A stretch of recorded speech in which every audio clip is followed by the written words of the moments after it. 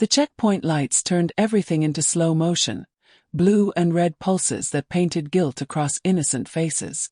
I held Ivory tighter than necessary, his small body warm against mine as we waited our turn. Just another random stop. Just another night driving home from the grocery store, the back seat full of the kind of humble groceries that had become my entire world. Pasta and soup. The cheap apple juice Ivory loved. 3 years of this. 3 years of breathing freely. Mama, why are the lights so bright? Ivory's voice was sleepy, his head resting against my shoulder as I rolled down my window for the approaching officer. Just a checkpoint, baby. We'll be home soon. I kept my voice steady, practiced in the art of sounding calm when my pulse was anything but. The officer barely glanced at my license before waving me forward. Relief started to uncurl in my chest, until I saw what was idling in the lane beside mine. Black SUV. Windows so dark they looked like they'd been dipped in ink. The kind of vehicle that didn't just arrive, it announced. The engine's low rumble carried a weight that made the officers shift their postures, made their jovial checkpoint banter die in their throats. My hands locked on the steering wheel. Not here. Not tonight. Please God, not tonight. But I'd stopped believing in merciful gods the day I married James J. Eckert. The rear door of the SUV opened, and even in the fractured light of the checkpoint, I recognized the silhouette. Broad-shouldered, moving with the kind of controlled power that made trained officers step back instinctively, their hands hovering near their weapons but never quite touching them. Everyone knew who he was, what he was. James emerged into the checkpoint lights like he owned the night itself. 3 years hadn't softened him. If anything, he looked more dangerous now. His dark hair was shorter, emphasizing the sharp angles of his face, the strong line of his bearded jaw that I used to trace with my fingertips. He wore all black, from his fitted shirt to his tailored pants, and the way the fabric moved over his frame reminded me of a predator's sleek musculature. But it was his eyes that paralyzed me.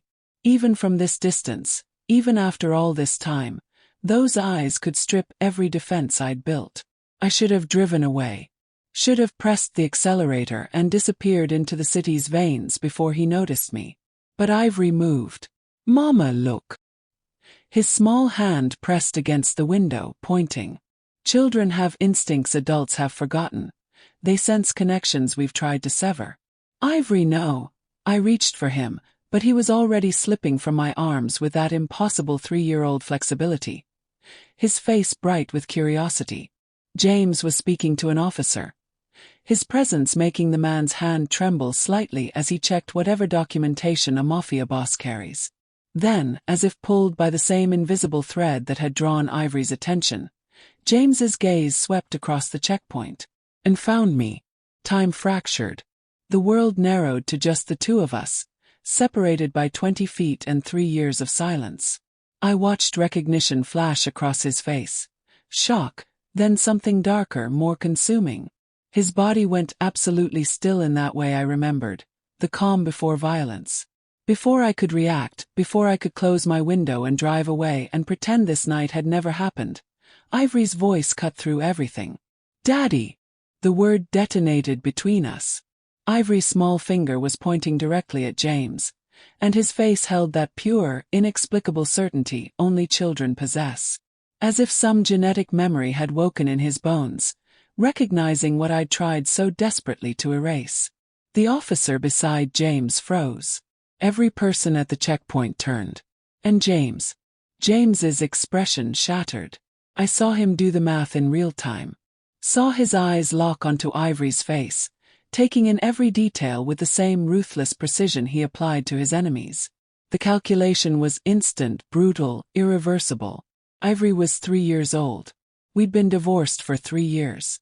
The child's eyes were the same unusual shade as his own, not quite brown, not quite black, with flecks of amber that caught the light. The same stubborn set to his jaw. The same way of tilting his head when curious. There was no denying it. No hiding it. Not anymore.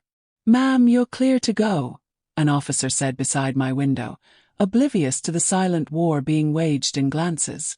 But I couldn't move. My hands had forgotten how steering wheels worked, how gas pedals functioned. Because James was walking toward my car now, and his security detail was following, and every officer at the checkpoint was stepping back, creating a clear path because no one, stood between James J. Eckert and something he wanted. Mama! Ivory tugged at my jacket, confused by my paralysis. Why is Daddy coming? The question hung in the air like smoke from a gun that had already fired. James reached my door, leaned down. His face was level with mine now, close enough that I could smell the familiar scent of him. Expensive cologne and danger, cedar and smoke. Close enough to see that his eyes weren't angry. They were devastated. Angela! My name was barely a whisper, rough with shock and something that sounded like grief. Is he? We're leaving. My voice cracked, betraying me. I reached for the gear shift for any escape. His hand caught the doorframe. Not threatening. Just stopping me. His name. It wasn't a question. It was a demand wrapped in breaking control. Tell me his name. Could have lied. Should have lied. But Ivory answered for me, delighted by the attention. I'm Ivory. I'm 3.5. Are you really my daddy? The checkpoint lights kept flashing. Red, blue, painting truth across all our faces. And in that moment, I understood that running had never been freedom. It had just been borrowed time. Time that had finally, inevitably, run out. My fingers fumbled with the seatbelt buckle, shaking so badly I couldn't find the release button. Ivory, stay in the car. Too late. He'd already pushed his door open, already slipped out with that fearless 3-year-old confidence, running toward the man whose eyes he'd inherited. I lunged after him, but my seatbelt caught, and by the time I freed myself and stumbled out, James had already lowered himself to one knee. The checkpoint had gone silent. Officers watched. Witnesses with phones. This was becoming exactly what I'd feared. A public unraveling of every secret I'd protected. What's your name? James's voice had gentled in a way I'd never heard before. Almost reverent. Ivory. I'm 3.5. My son tilted his head, studying the stranger who wasn't a stranger at all. Are you really my daddy? James's hand lifted slowly, carefully, as if ivory might shatter under rough touch. His fingers traced the curve of my son's cheek, the shape of his small jaw, cataloging every feature with the focus he usually reserved for enemy weaknesses. Eyes. He lingered there longest. Dark amber flecked with gold, framed by thick lashes that cast shadows in the checkpoint lights. You have sad eyes, Ivory said with devastating innocence. Like mine. Mama says I have my daddy's eyes. That's what she tells me when she looks at me too long and gets quiet. I watched something crack across James's face. Grief, yes, but beneath it, fury so tightly controlled it made the air around him vibrate. When he looked up at me, still crouched beside our son, his expression held a reckoning I'd been running from for 3 years. Get in the car, Angela. 4 words. Not a request. A command wrapped in the kind of controlled threat that made criminals confess and enemies disappear. James, please. Now. The officers shifted uncomfortably but said nothing. Nobody intervened when James J. Eckert gave orders. His security detail had already materialized beside my car. One reached for Ivory, gentle but firm. My son went willingly, fascinated, as they guided him toward the black SUV. I had no choice. Not here. Not with witnesses and flashing lights and officers who knew better than to cross him. I followed my son into James's vehicle, and as the door closed behind us, sealing us in leather-scented darkness, I understood. The past hadn't just caught up. It had swallowed us whole. James's estate rose from the darkness like something carved from stone and money, all sharp angles and cold glass, gates that closed behind us with the finality of a vault ceiling. Inside, marble floors stretched endlessly beneath chandeliers that cost more than I'd earned in 3 years.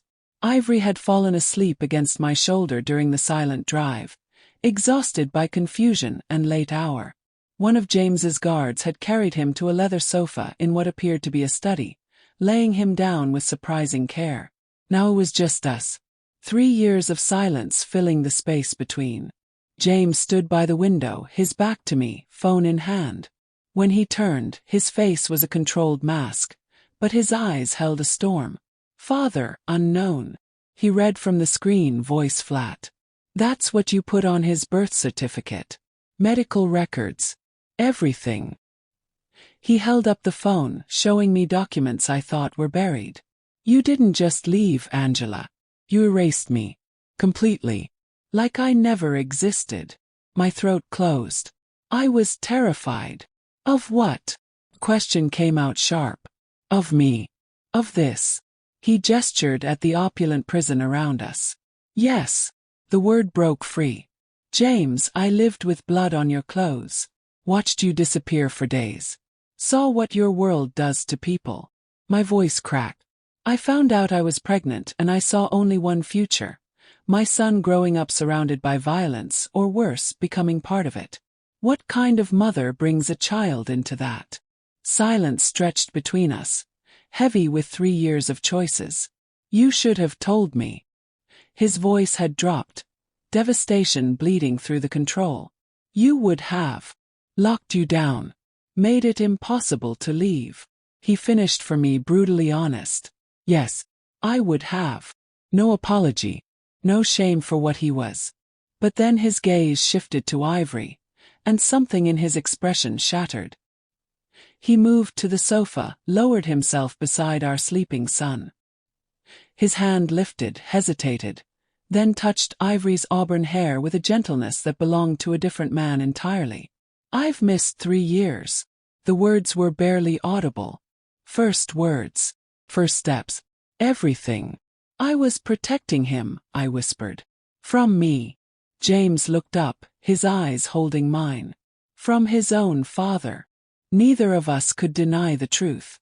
But watching him trace our son's features with trembling fingers, I felt the first crack in my certainty, the first terrible question. What if I'd been wrong? I woke to silk sheets that cost more than a month's rent, disoriented by ceiling moldings I'd once memorized in darkness. For a moment, 3 years dissolved. I was still his wife, still trapped in luxury that felt like drowning. Then I remembered. Every checkpoint. Everything unraveling. I found them in the kitchen. James stood at the stove, flipping pancakes with the same focused precision he applied to everything. Ivory sat on the marble counter beside him, legs swinging, talking in that endless 3-year-old way about dinosaurs and trucks and why the sky was blue. And James listened like Ivory was reciting state secrets, absorbing every word, every inflection, memorizing the child he'd been denied. "The T-Rex has tiny arms, Daddy, but big teeth," Ivory demonstrated with his hands, nearly knocking over a glass. "Careful." James steadied him without looking away from the stove. The word Daddy had already settled into natural use, as if those 3 years of absence had never existed. Something possessive radiated from James's posture, the way he kept one hand near Ivory, the way his eyes tracked every movement. He'd claimed his family. There would be no negotiations. I stood in the doorway watching them. James slid a pancake onto Ivory's plate, cut it into careful pieces. When Ivory reached for the syrup, James guided his hand. "Not too much." "Okay, Daddy." The ease between them was instinctive, biological. Ivory responded to James's authority the way children respond to gravity. Naturally, without question. Blood recognizing blood. This was what I'd feared. What I'd wanted. Both truths existed simultaneously. "You're awake." James's eyes found mine, something unreadable in their depths. "Come. I want to show you something." He led me upstairs while Ivory finished breakfast under a guard's watchful eye. Opened a door to reveal a bedroom transformed, painted in soft blues, filled with toys still in packaging, books arranged by size. "Child's paradise." "I want him safe," James said quietly. "Here. Where I can protect him." I walked the estate afterward, cataloging. Guards at every entrance. Cameras hidden in crown molding. Security systems that could probably repel small armies. Ivory would never be unsafe here. But he'd also never be free. Neither would I. Is this protection, I whispered to the empty hallway, or just a prettier prison? The marble walls offered no answer. She arrived like she owned the place, which, given the way she moved through James's estate, perhaps she did. Victoria was stunning in the way expensive things are stunning. Polished, perfect, deliberate. Her tailored suit probably cost what I used to make in 3 months. Dark hair pulled into a sleek knot. Heels clicking against marble with confident rhythm. She stopped cold in the doorway of the study, eyes moving from me to Ivory playing with blocks on the floor, then back to James standing by his desk. I didn't know you had company. Her voice carried the kind of smoothness that came from boardrooms and courtrooms. I can come back. Victoria. James's tone was flat. This is Angela. My ex-wife. Ex-wife. The words hung in the air like smoke. Victoria's professional mask faltered for just a moment. Her gaze dropped to Ivory again, cataloguing the resemblance no one could miss. I see. We need to discuss custody arrangements. She pulled out a tablet, all business now, but something possessive lingered in how she positioned herself near James. Given the unexpected circumstances. She moved closer to me as James stepped away to take a call, her voice dropping to a whisper. You walked away once. Built a whole life without him. Her smile was sharp. Don't think he'll let you do it again. The threat was clear. I was the interloper here, disrupting whatever life she'd built in the space I'd left empty. Jealousy hit me like a fist to the chest. Unexpected, fierce, unreasonable. I had no claim to James anymore. I'd been the one to leave. But seeing this woman in his space, his life, moving with the intimacy of someone who belonged, it was unbearable. Victoria. James's voice cut through the tension. We'll discuss this later. James, the legal implications. Later. Her professional mask cracked. Hurt flickered across her face, then anger, quickly controlled. She gathered her tablet, her dignity. Of course. After she left, James turned to me. She means nothing. Does she know that? The words escaped before I could stop them. Angela. Is that what this is? My voice rose. You keeping me prisoner while you have lawyers and whoever else. What did you think would happen? His control fractured. You show up with my son after 3 years. You think I'll just let you disappear again? Are you and Mama fighting? We both froze. Ivory stood between us, blocks forgotten. His small face crumpled with worry. Those eyes, James's eyes, filled with tears. The question gutted us both. Ivory's small voice was still echoing in my head hours later. That worried question about fighting parents neither of us knew how to answer. James had taken him to his new bedroom, reading dinosaur books until our son finally slept. I'd stood in the doorway watching James become the father I'd never let him be. Now I stood on the terrace overlooking the city, wrapped in the kind of silence that felt like waiting. Mama cries at night sometimes. I hadn't known Ivory heard me. Hadn't known my 3-year-old understood enough to catalog my grief. She says my name. And she says another name too. Like, James. The confession had hung in the air between us like evidence neither could deny. I sent Victoria away. James's voice came from behind me. I hadn't heard him approach. Permanently. From my personal life. You don't owe me an explanation. Don't I? He moved beside me, close enough I could feel his warmth. You're the mother of my child. My ex-wife. The woman I never stopped loving. My breath caught. When you left, he continued, voice raw, I stopped trying to be better. Buried myself in the work, the violence, everything you hated. Because without you, what was the point? His hand gripped the railing. I know what I am, Angela. I know what I do. The blood, the disappearances. I can't erase that. It's who I am. James. But with you, I was never just that. He turned, his eyes holding mine with devastating honesty. You made me want to be better. To be someone worth coming home to. The city lights blurred. I was pregnant and scared. I thought your protection would become a cage. My voice broke. I thought I was saving him. Saving myself. And now I see you with him. I finally looked at him. And I see something I never expected. You're gentle. Patient. You're not the man you divorced. No. I swallowed hard. Maybe you're exactly who I needed you to become. Who we both needed. His hand lifted slowly, cupping my face with a tenderness that belonged to before the running, the fear, the 3 years of silence. Stay, he whispered. Not because I'm forcing you. Not because of Ivory. Because you choose this. Choose us. The question hung between us, weighted with every mistake, every loss, every possibility. I didn't answer. But I didn't pull away either. And in that moment of not refusing, something shifted. Fragile, terrifying, real. The gunshots came at 3 a.m. Distant, muffled by walls and distance, but unmistakable.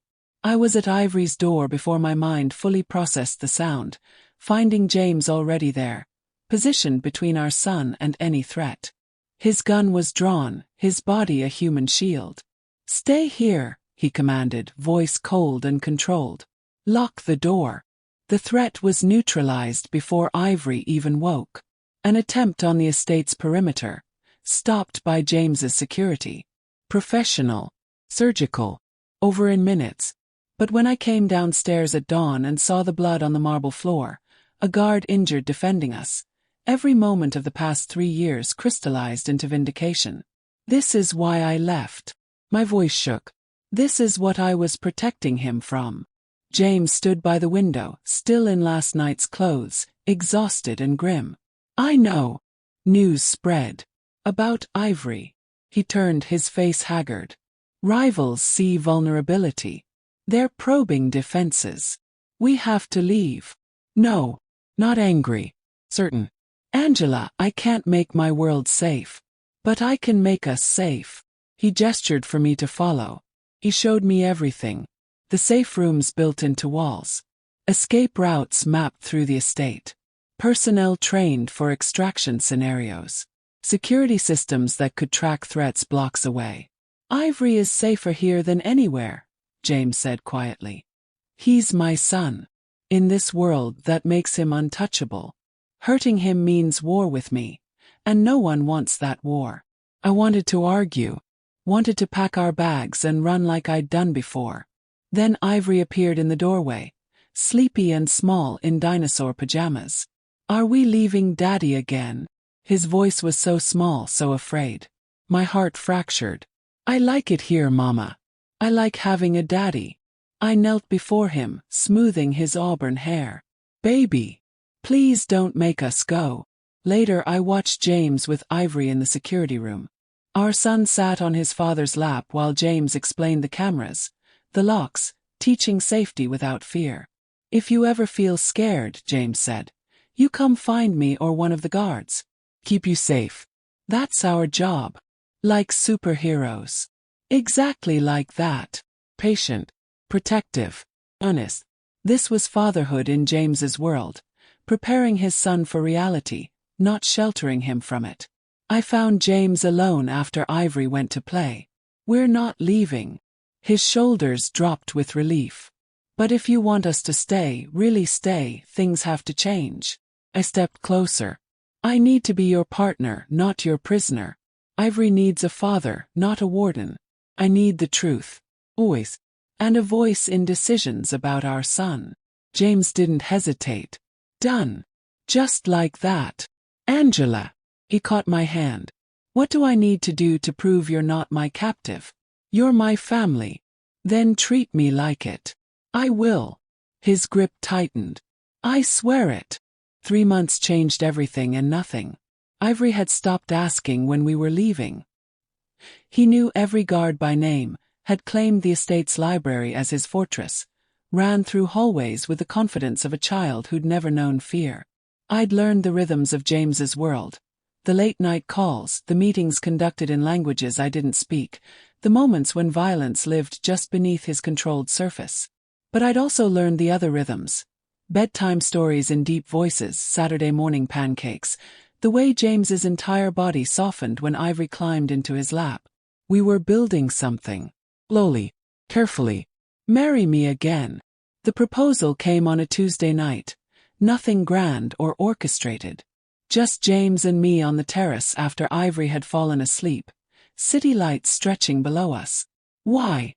Yes. Because I want to do it right this time. His hand found mine. I want Ivory to see his parents choose each other. Not obligation. Not fear. Choice. I studied his face in the darkness. Are you still dangerous?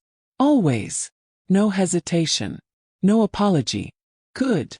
I squeezed his hand. I don't want a different man, James. I just want this version of you. The one who reads dinosaur books and checks the locks twice and loves our son fiercely enough to terrify his enemies. Is that a yes? That's a yes. The wedding was planned in whispers and small moments. Nothing like our first. No spectacle, no hundreds of guests. Just family. Just truth. Ivory took his role as ring-bearer with adorable seriousness, practicing his walk down imaginary aisles for weeks. Victoria sent professional congratulations through her assistant. Clean. Distant. She'd moved on to a tech mogul with no bloodstains. I wished her well and meant it. The night before the wedding, we put Ivory to bed together, a routine that had become sacred. James read while I tucked blankets, our hands brushing in the familiar choreography of co-parenting. Mama. Daddy. Ivory's sleepy voice stopped us at the door. After you get married tomorrow. Will I have a brother or sister? We both froze, then laughed. Startled, genuine. James looked at me, something vulnerable in his expression. Would you want that? Thought of running. 3 years alone. Of fear masquerading as freedom. Then I thought of this. Ivory giggling at breakfast. James's hand in mine. A future built not on escape but on choice. Maybe, I whispered and watched James's face transform with hope. Because this messy, complicated, beautiful life, wasn't the prison I'd feared. It was home. The estate's garden had been transformed into something intimate and sacred. White flowers everywhere, strings of lights that would glow when evening came. Small gathering, James's most trusted, the few friends I'd kept. And Ivory, devastatingly serious in his small suit, clutching the ring pillow like it held the weight of the world. I wore Ivory's choice, which made James smile when I told him. Like me, Mama. So Daddy remembers we belong together. 3-year-old wisdom. Impossible to argue with. James stood at the altar in a black suit that made him look every inch the dangerous man he was. But when his eyes found mine, they held only gentleness. The vows came without rehearsal. Just truth. 3 years ago I lost you, James began, his voice rough with emotion. I thought I'd lost everything. But you gave me something I didn't deserve. A second chance. Son. A family. He paused, composing himself. I'll always be dangerous. Can't change that. But that danger is for you now, Angela. For Ivory. For this family. I'll protect you with everything I have, everything I am. My turn. I took his hands, felt them tremble slightly. I ran because I was afraid. I stayed because I'm not anymore. Deep breath. You're still dangerous, James. You're still a monster to some people. But you're my monster. And I'm choosing you. Every day. For the rest of my life. The kiss sealed it. Not desperate like before, but certain. Deliberate. Chosen. We're a family now. Ivory's shout broke the solemnity, and everyone laughed as he threw his arms around both our legs. We escaped the reception early, finding Ivory already asleep in his new room, the one connecting to ours now, close enough to hear if he called. James and I stood over him, fingers intertwined. Thank you for giving him to me, James whispered. Thank you for becoming the father he needed. 6 months later I stood in the doorway, hand resting on my swollen belly, watching rain streak the windows. James came home with his arm bandaged. Business, he didn't elaborate on, and I didn't ask. Some things didn't need words. Daddy! Ivory ran to him, careful of the injury. "You're home. Always, buddy." James lifted him one-armed. Then his eyes found mine across the room. Rain fell harder now. Reminder of that checkpoint night when everything shattered and rebuilt in the same moment. But this was different. This was home. Safety. Family. "Best night of my life was that checkpoint," James said as I joined them. "When Ivory called you daddy. When I got my family back." He pulled me close, Ivory between us. His hand gentle on my belly where new life grew. Our second chance. Our future. Outside the rain kept falling. Inside we were finally, impossibly, whole. Then,